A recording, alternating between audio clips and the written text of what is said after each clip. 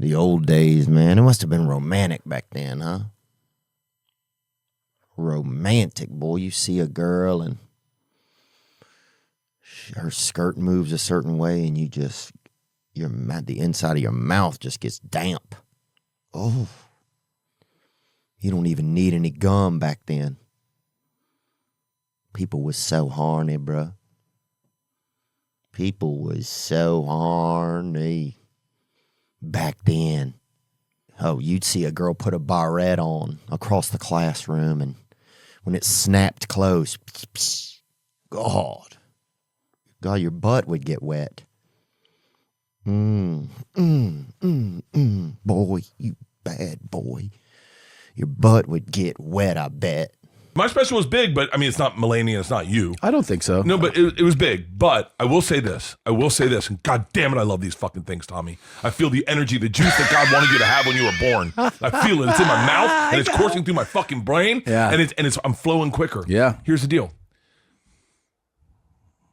Not to say John Mulaney doesn't care about a Golden Globe. Right. But Tom Segura does. No, I do. I think it would be It would amazing. be fucking amazing. You get a nice suit. It would be amazing to be nominated. All right, That's true. let's hear your acceptance speech. My acceptance speech? Off the dome.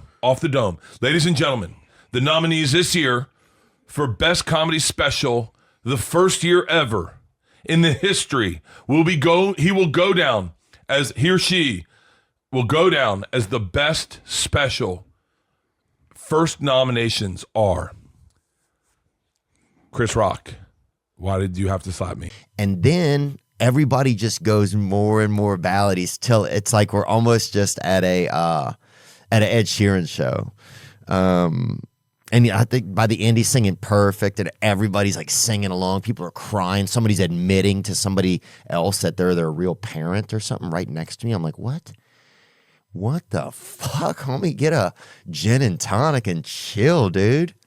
You about to pay some back child support, buddy. That's insane, brother. But it was just interesting to see if somebody shows up with a good energy, or if somebody really shows up with a good energy, that it can change the vibe of a space. So yeah, hug a damn native, brother, this holiday season. Hug a fucking native, baby. Buy him a squash, buy him a cornucopia, buy him a pork chop, get him a beautiful piece of meat shank, but treat your native friends well, because they are the leaders. They are the champions of time. So I'm really grateful to been there and to have this cut. And especially them bitches, back in the day, native, they scalp you. You'd be like, damn, that's the dumbest kite I ever seen, boy. You'd be like, kite, get some in air, homie. He's just like, burr, burr, burr, burr. I don't know. Can I have a cigarette? He's just like, God, that kite that's why you gotta get that launch in you, baby.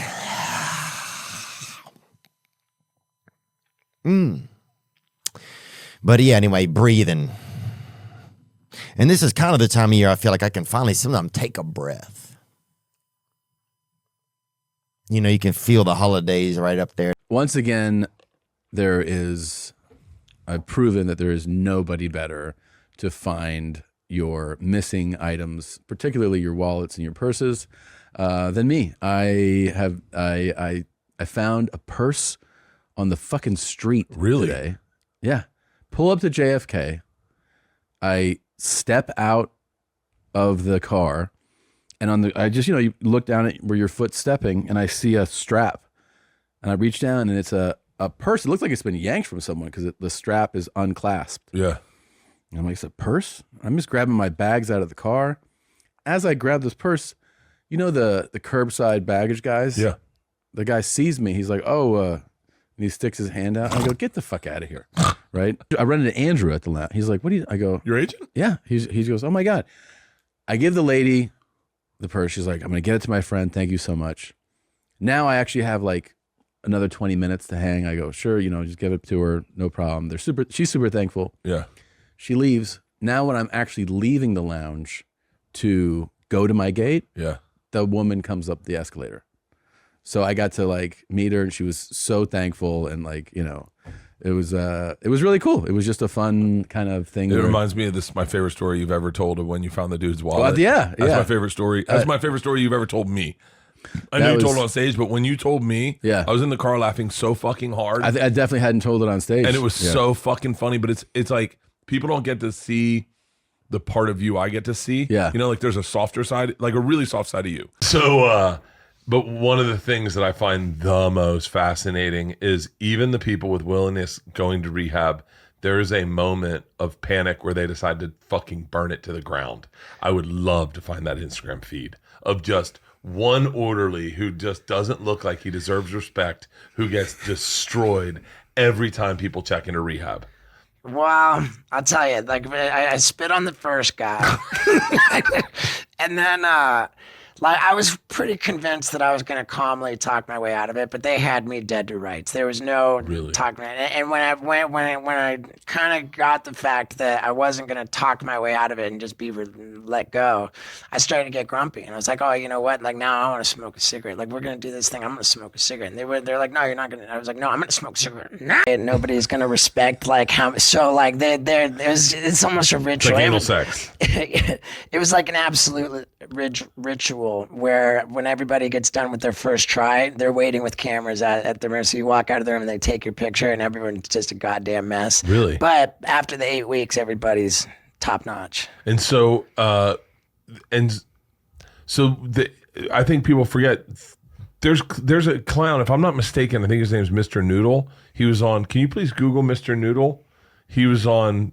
He's got a scholarship. He's got a MacArthur grant. Mr. Noodle. He's like the world's greatest clown. Is that Bill Irwin? Yeah, Bill Irwin. Bill Irwin. He went to clown college. You forget. Caramel popcorn is like a hand job from a dude. You're like, oh, wow, this is better than I thought it was going to be. You're like, fuck. Every time we would have people deliver us. We have popcorn. We have caramel popcorn downstairs right now that I've been looking at. I haven't had sugar in 74 fucking days. Dude. I haven't had sugar. I'm proud of you, man. But isn't alcohol filled with sugar? I haven't had alcohol. Oh, what? Are you serious? Yeah. So you're just like white knuckling it? No. I'm not sober. But like, so you're smoking weed? I'll smoke weed if I want to. And if I've always said, I wish Xanax worked for me on a flight. It only works for me at home, and I don't find a usefulness for it at home. Dude, it's so funny, man. Like, I remember when I was in rehab, and by the way, so far I've interrupted you twice. I'm really trying to be a lot better about that. Yeah, you deserve. And this is more conversations me and her have had. Yeah, I think I'm getting the credit now. I think now that we're both getting older, I think she's like looking back, going like, "Well, I couldn't have fucking cheated on her for the longest time, but the last 2 years, I could have fucking been slaying pussy." Yeah, But now she's like, thanks for not doing that. Now she's like, God, I can't believe I got this good of a guy. Yeah. But what's crazy is I found a ring at SeaWorld. I held on to it for 12 years. Leanne, at one time, we were hurting for money a lot. And it's a sapphire ring. I think sapphire. What's the green one? Emerald? Yeah. It was an expensive ring. I was shooting Jackass 3D. I had to get like, hey, I'm gonna miss curfew tonight because I'm getting catapulted into the sky in a porta potty full of shit. Not a bad one. We were a little bit all over the place. I mean, I was telling great stories and you fucked it all up. How did I fuck it up? Well, because I got there, I remember I was talking about it a bit in the psych ward. That was the juiciest shit ever, and then you derailed it. Don't you? I just fuck with you, dude. But dude, when it said, so I'm in the psych ward, right? Okay, and then like a week into it, and I'm like, okay, I gotta go get. I'll say something fucked up. That when I finally was like, okay, I'll go to rehab. I went to the rehab where the director of the chemical dependency unit was Dr. Drew Pinsky. Not pushing it on you, but we're here when you're ready. Steve, that's what I say too, right? It's like, look, it's on you, and you know it's hard work. You used to tell me that, for that matter. You always told me, you would say, I'm not ready, but when I'm ready, I'll go all in, and you did. You were as good as your word. Yeah. And, I remember when you reached out to me for season 1 of Celebrity Rehab. I'll never forget yeah. my response to you. You said, "Hey, I've got this show, Celebrity Rehab. You know, maybe like it could be helpful for you." And I said, "Drew, I have far too much respect for the recovery process to make a mockery of it on television." And let the Lord touch you. That's what I'm saying. De-hand that wiener and let the Lord touch you. That's what I'm saying, baby. So I'm feeling that. I'm feeling excited about that. Getting in touch with just better intentions and spirits this holiday season. What else? I feel like there's something I was supposed to tell you, but I can't remember what it was.